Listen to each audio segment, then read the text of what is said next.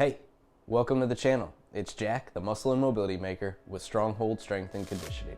And today, I'm going to be showing you how to fix that lateral epicondylitis, or tennis elbow. But before we get into it, make sure you take a moment and hit that subscribe button so you don't miss out on future content like this. Every Saturday, I'm putting out videos showing you how to resolve aches and pains, prevent injuries, and overall optimize your performance inside the gym and outside of it in your daily life and routine.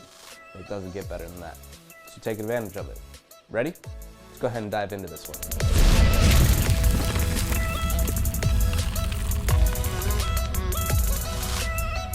All right, like I said, today we're gonna be showing you how to fix that lateral epicondylitis, or better known as tennis elbow. And the first thing we need to truly understand is that the elbow problem that you're experiencing is not truly an elbow problem at all. It's really a system breakdown that's causing those tissues to be overloaded and overworked and under constant tension at the elbow. So we want to look above and below at what's happening at the wrist and what's happening at the shoulder, where our arm generates stability as a whole. So lots of times it's the limited rotational capacity and ability of the scapula to move at the shoulder, plus any limited rotational capacity and restriction at the wrist that is driving this elbow pain. So that elbow takes on more pressure than it needs to, and that is where you're experiencing your issues. So today we're going to do a mobility-based approach to show you how to address this in a systematic way and overall resolve it in the long run. So, ready? Let's go ahead and dive into it. All right, to begin, we're going to address our flexion and rotation of the wrist here. So we want to band down low on the post so that we can go ahead and place it on the front side of the wrist. You're going to go palm to palm up on a bench so we have some elevation pulling at a downward angle. Once we have that set, we're going to plant the hand one on top of the other, pin it down, get the shoulder blades rolled down and back, and we're going to add simple rotation of the elbow. So we're going to elbow out, elbow scoop in. You'll see that my elbow pit starts to face forward, my fingers are across my body here, and it is all about that rotation and flexion of the wrist, that combination that's working together.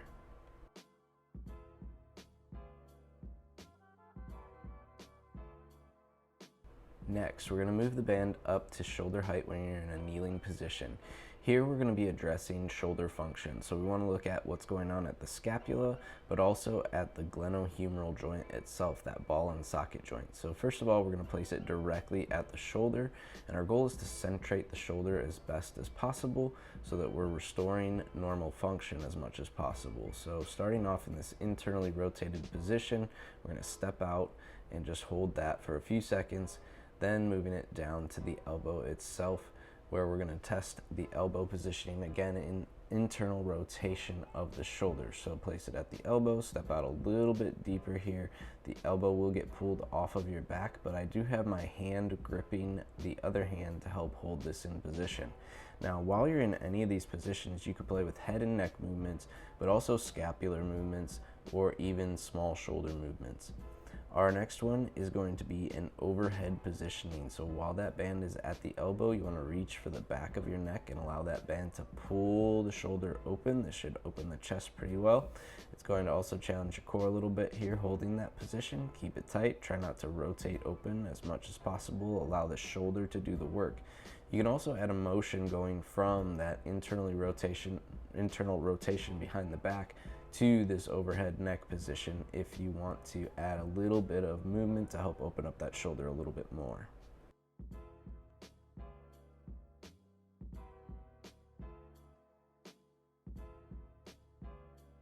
The last position we're going to place the band is at the wrist itself.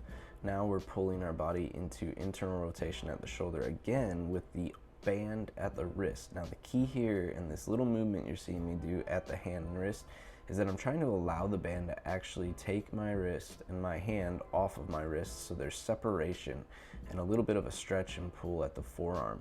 So it might be a very subtle thing, but you should be able to feel that getting pulled from the band and allowing the hand to pretty much relax so that your body doesn't feel like it has to pull or hold the hand on the wrist itself. It can be taken. We want to give it some space there. Now, the last one we're going to do with the band in place here is take it from the back behind us to an overhead position. We're just going to play with some external rotation of the shoulder as well. So going directly overhead, trying to get that elbow to the ceiling, and then also opening up that elbow, playing with that range of opening to the side and then back overhead with the elbow. Again, all of this is restoring external rotation, so we're addressing any scapular issues, any rotational issues in these banded exercises.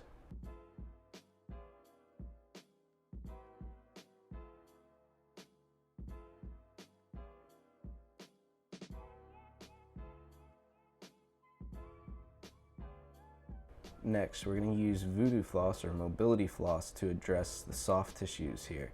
So what I want to do is wrap from the wrist up to the elbow so that we're encapsulating all those tissues there with a tension of about a 6 to 8 out of 10 on your RPE scale there pretty much. So what we're starting with again is that flexion of the wrist with rotation and a little bit of bend at the elbow also. So we're just playing with those different movements, trying to really grease those movements up, make sure they're working well, and then we're going to move the band up directly over the elbow. So it's going to again encapsulate those tissues at the forearm, but also get up into the biceps and triceps here to some degree. Similar movements, we got that wrist inflection, we're going to bend the elbow, we're going to add rotation, but this time we're also going to take the elbow into a deeper flexion and add rotation, where we're going to lie down on our belly, get the shoulder blades rolled down and back, and we're going to add compression to that joint so that we can create some space and allow those tissues to work under some pressure here to provide that self-myofascial release effect. It's also beneficial to have that blood flow restriction temporarily to help provide an influx of blood flow, get some nutrients to those tissues, and help repair in that sense.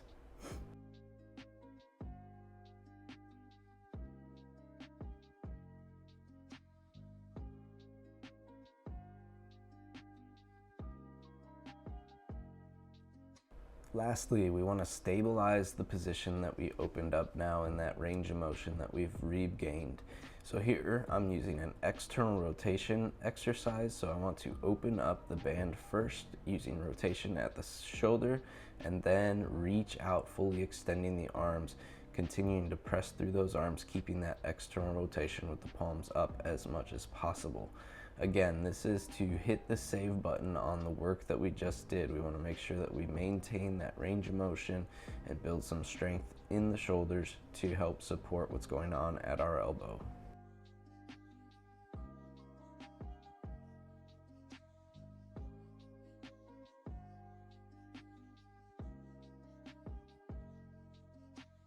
And here's another option, equipment free.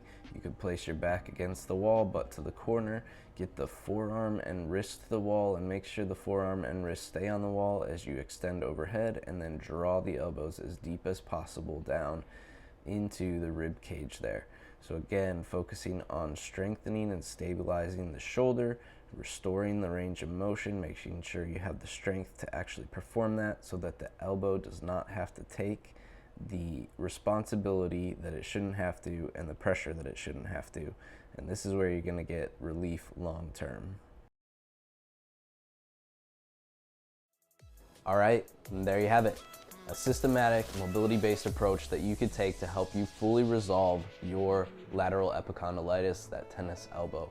If you liked this video, make sure you let me know by clicking that big thumbs up down below, and take a moment to share this one with a friend, especially if you know they struggle specifically with this elbow problem. Pass it their way, share them some love. And if you are somebody who's struggled with this for a long time and you would like direct help, or you struggle with any other reoccurring training aches or injuries that are currently standing in your way of keeping you from seeing the success that you'd like in the gym, or training at the intensity that you would like and the strength you'd like at the gym, then what I want you to do right now is drop down below in the description so that you can fill out a coaching application and schedule a time for your mobility blueprint call. This is an opportunity for you and I to get on a Zoom call together so I can assess your current mobility limitations, take a look and gather all the information that I need to tailor a program specifically to your needs and your goals, and answer any questions that you have specifically about online coaching and programming. If that sounds good to you, drop down there right now, grab yourself a time, and let's go ahead and have that call. Last but not least, if you have not already, make sure you take a moment and hit that subscribe button so that you don't miss out on future content like this. Every Saturday I'm putting out videos showing you how to resolve aches and pains, prevent injuries, and overall optimize your performance inside the gym and outside of it in your daily life and routine, and it does not get better than that. Welcome to the Stronghold Army. See you next week.